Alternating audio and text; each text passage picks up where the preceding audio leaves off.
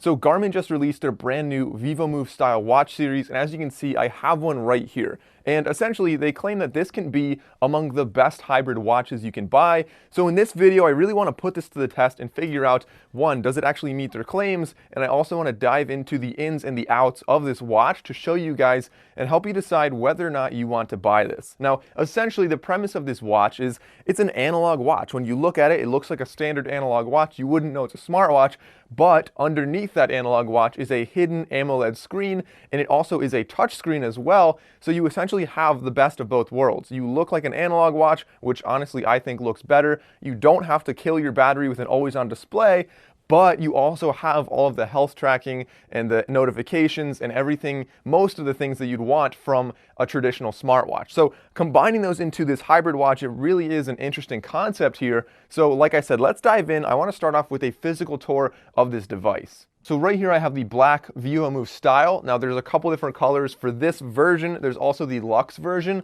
Now the Luxe one is obviously more expensive. They have some gold colors and a little bit more flashy and expensive looking. It also has GPS in there, but other than that, they're really almost the same watch. Now this one, I'll pop up the colors on the screen for each of those, but this one right here has a woven nylon band. I've seen some other people say that it's not comfortable. Personally, I think it's really comfortable. I like the woven nylon. I don't have to worry about getting it wet or anything. It's really no problem, and I think it looks pretty good.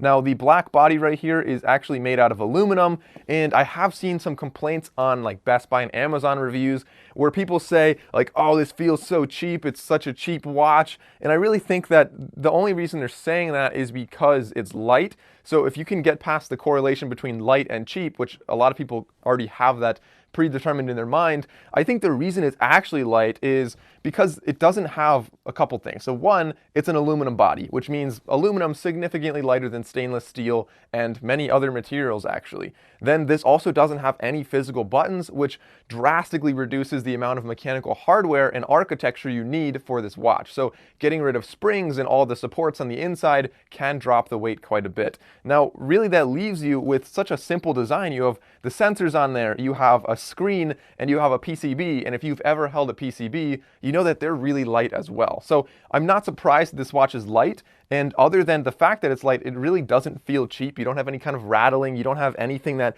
really makes you think it would be cheap other than the weight. So once you get past that, you'll see that you do have Corning Gorilla Glass on the front, so a nice screen on the front. This is a touch screen as well. Then you have your analog watch face underneath there, and underneath the analog watch is the AMOLED screen, which does have adaptive brightness. It gets pretty bright in daylight. You can dim it down at night. You can have it auto adjust if you want. Like I said, adaptive brightness. And then on the back, we do have a heart rate sensor and the little 4 nodes right there for the specific Garmin charger you use for this. I wish it used wireless charging. I wish more watches out there would use just like QI charging. You could drop it on like a phone or a wireless charger. But the way it is, most watches you have to plug them in, which is not a big deal. You should be charging this probably once every 5 or 6 days based on my experience with the battery. They claim 5 days, and I think I can easily get 5, maybe more out of the watch. A quick aside here, if you're new here and you're interested in this watch right here or any hybrid watches, I will actually be making a comparison review between this one and the Fossil HR within the next couple days. So make sure you go down and subscribe and click the bell icon so you don't miss that video. So next I want to get into the interface of this watch. Now, right off the bat, I want to show you guys that the AMOLED screen, like yes, it is bright and yes, it does have a bunch of different colors, but I will say that it's not the highest resolution. You're not going to be watching YouTube videos on here. You can't really look at pictures on here, but for what you're doing, it does work really well. It serves its purpose quite well, in my opinion. So going through here, if you double tap the watch or if you just flip your wrist up, it'll turn on the face right there. You have a couple different watch faces you can choose from. You can also choose like the base color of your watch. So mine, I chose blue, and you'll see a lot of things pop up as blue throughout the watch because I chose that. You can choose green, red, whatever, basically whatever color you want. So if you double tap it, the watch face turns on. Right now I have the date and I have the weather. You can change that whatever you want on the watch face.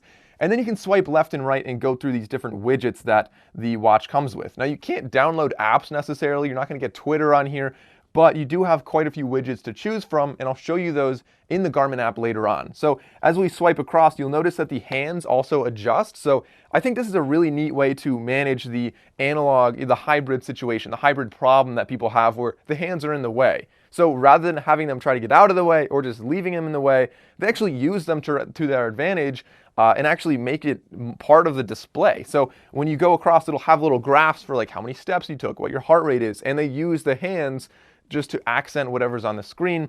I think it's a really, really nice way, pretty smooth. I like that, what they did there. So as we go across, right here I have like the step count I have today, how many floors I went up and down today, how many active minutes I had this week. So if you're working out, it'll track that.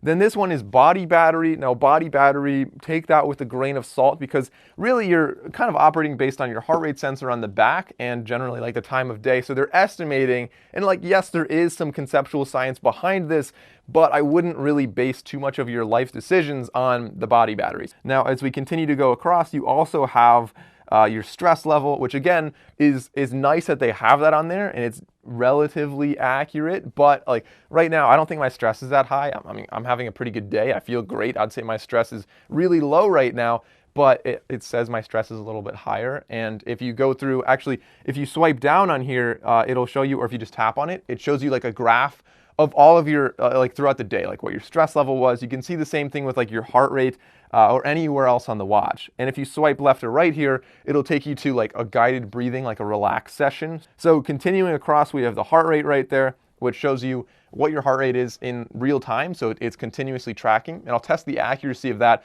later on in the video. Now, as we continue across after heart rate, we have how many breaths you take per minute. We've got music controls, we have weather. Now the weather I like because it does have a pretty good connection with your phone, which means that it updates weather like pretty continuously. Then we have your calendar right there, so you can see, what events you have today. You can see different text messages. One small drawback is that you don't actually have like the ability to do quick responses or really any responses. So guys, as you can see, quite a few widgets. I think that, oh no, we also have calories, and that's the last widget we have. So that takes you through the whole watch. Now, if you swipe down from the top, you have some more options right there. So no matter where you are on the watch, because there are no physical buttons on this watch, the only controls you have are from the touch screen. So swipe down from the top on any face right there, and you have three options. You can either tap on the top and go home.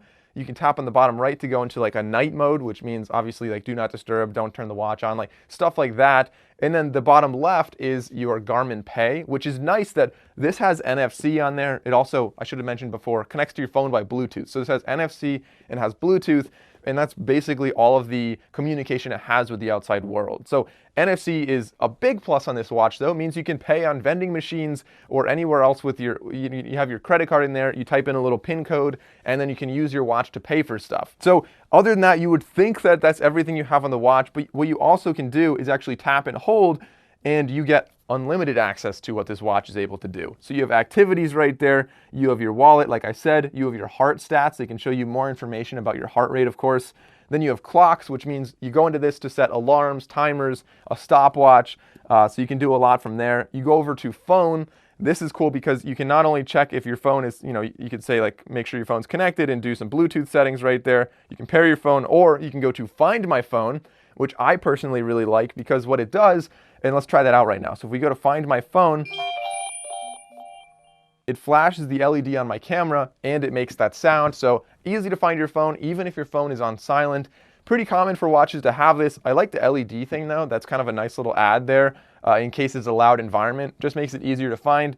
So it should be easy to find your phone with this. Now as we go over, there's also sync in case your watch is not updated right now. And so if we go back to the other things right there, so let's go back one setting.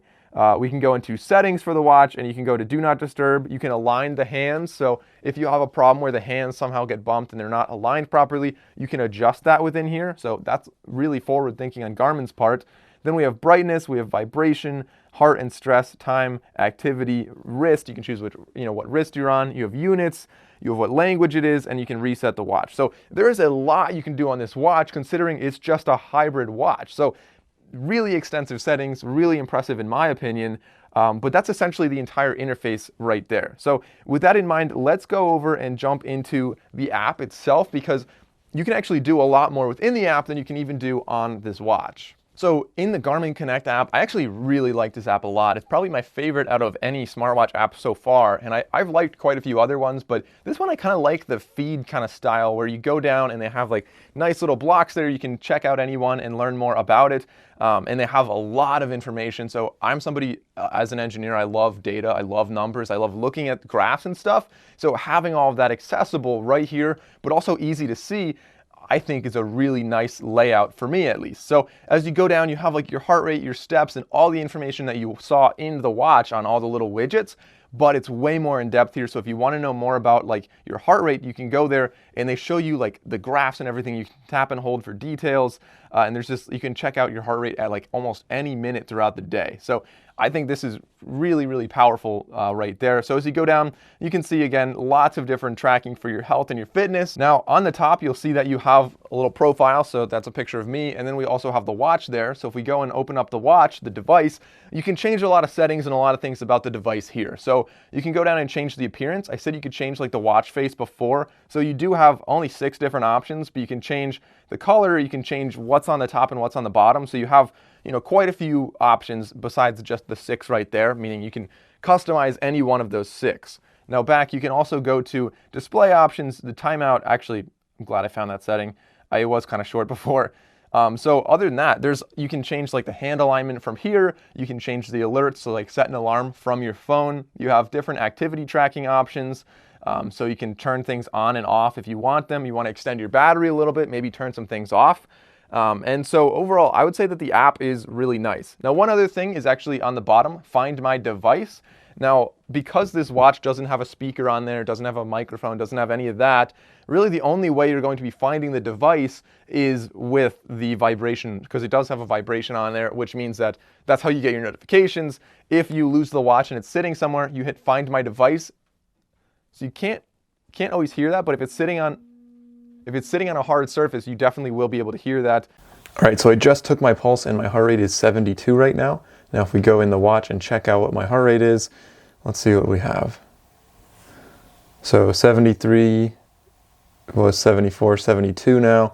So it moves around a little bit. It's probably not the most accurate heart rate sensor on the planet, but it should give you a pretty good idea of approximately what your heart rate is. So next I want to get into some of the pros and the cons of this watch. So starting off with the pros, it does have auto activity tracking. So if you're walking or running, it should auto detect that and start working and recording your workout. You can set a threshold and say, if I start running, don't do that for the first minute. Maybe if you like every now and then run for 10 seconds at a time, you don't want it to be a workout. So you can define what your threshold is. It does have NFC payments, which I really like. I think the design overall is really nice. Some people don't like the lightweight design, like I said, but I would say I'm kind of a fan of that. I like having a light watch on my wrist. It's not too big. It feels really nice. It's waterproof. And I would say it's a pretty robust design. So personally, I like it a lot. It also has a custom stride length within the app, which is nice. So because this only uses connected GPS, it doesn't have GPS on board. If you want to run without your phone, but you still want to track your workouts, a pedometer can be extremely inaccurate unless you go in there and actually, define your stride length. So if you know what your stride length is, you can drastically improve the accuracy. Although, by default, it does ask what your height is and it estimates what your stride length would be when you're walking or when you're running. So like I said, connected GPS on here. It has a long battery life, 5 or 6 days is what I've been getting out of this. You can answer, you can reject calls. It also doesn't really have many false touches in water. Sometimes smartwatches are very sensitive, and if you're in a shower, it'll just like start doing all kinds of crazy stuff. But this, I'm actually able to use it totally normally when I'm in the shower. So that's kind of a nice plus right there. And it also has a pretty good connectivity to my phone. And the weather, like I said, is always updated, stuff like that. I'm always getting notifications, and it seems to work really well. So then getting into the cons of this watch, there are a few limitations. First of all, because it's a hybrid smartwatch, you don't have a speaker, a microphone, onboard storage for music. You don't have 4G LTE connectivity, you don't have Wi-Fi, and you don't have Bluetooth for other devices to connect to this. So you're not going to connect earbuds to this and run without your phone. This one also doesn't have GPS, but overall, those are pretty common limitations for hybrid smartwatches. And I would say this one actually has fewer limitations than most hybrid smartwatches, in my opinion. So some of the cons then, it doesn't actually have a quick reply. I wish it had that option when you're getting a text message to just send like a okay or I'll reply later, or just have maybe 4 or 5 options would be kind of nice. Now, this also, the hands are not visible at night, so because you don't have the full AMOLED screen behind there, it's just like, you can see some little text. And because the hands don't glow in the dark, you're not going to be seeing this at night, which is a drawback in my opinion. Then lastly, you don't have controls for the volume. So music controls, you have music controls. You can play, pause, next, previous song, but you can't control the volume. Just a small little drawback there. And then I guess the last one is the price on this. It is expensive. This is more expensive than most smartwatches or hybrid watches. It's like $350. So if that's too expensive for you, then I understand this is probably not a good choice.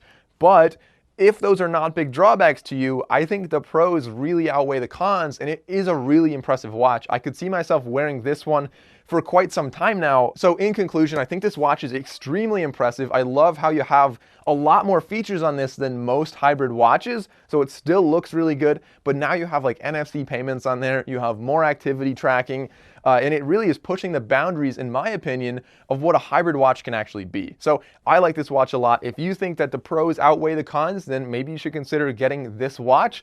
If not, I will be comparing this to the Fossil HR, which is a lot cheaper and is also a hybrid smartwatch. So interesting comparison there. If you want to see that, make sure you go down and subscribe.